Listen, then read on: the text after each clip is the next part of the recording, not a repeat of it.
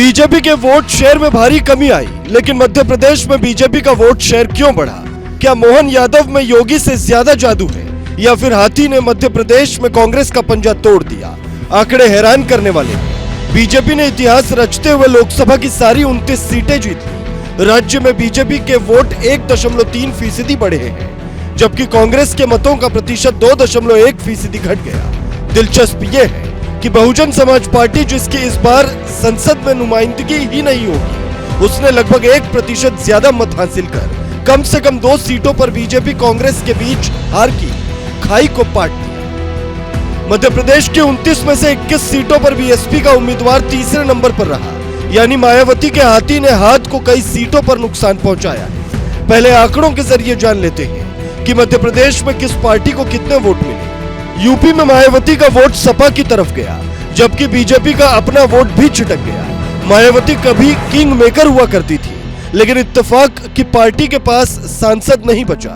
UP की लोकसभा में party शून्य पर आ गई और विधानसभा में सिर्फ एक विधायक ही बचा। मायावती का वोट अगर ट्रांसफर न होता तो फिर बीजेपी की कम से कम 30 सीटें बढ़ जाती। राजस्थान की कई सीटों पर भी ऐसा हुआ है, जहां बीएसपी उम्मीदवार खड़े थे लेकिन जीत हासिल नहीं हुई। यूपी में तो जब 4 लाख वोटों की गलती हो गई थी, तब तक ज्यादातर सीटों पर बीएसपी उम्मीदवारों को 5000 वोट तक नहीं मिले थे। तो क्या यही कारण है कि मायावती की पार्टी लगभग सियासत से खत्म होने वाली है? मोहन यादव की जीत के पीछे मायावती का हाथ माना जा रहा है।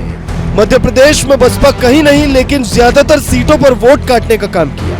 मध्य प्रदेश में बीजेपी को 50% से ज्यादा वोट मिले। ये वोट मोदी ने देश भर से मिलने की उम्मीद की थी, लेकिन मध्य प्रदेश के अलावा कहीं नहीं मिला।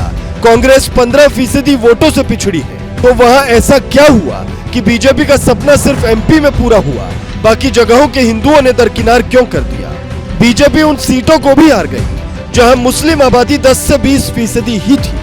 फिर सवाल उठता है, हिंदुओं ने क्या राम मंदिर का मुद्दा ठुकरा दिया था, या कांग्रेस मुसलमानों को एक करने में कामयाब रही लेकिन बीजेपी हिंदुओं को एक करने में नाकाम रही? फिलहाल आप कमेंट करके बताइएगा, हाथी का सियासी भविष्य अब कितना बचा है?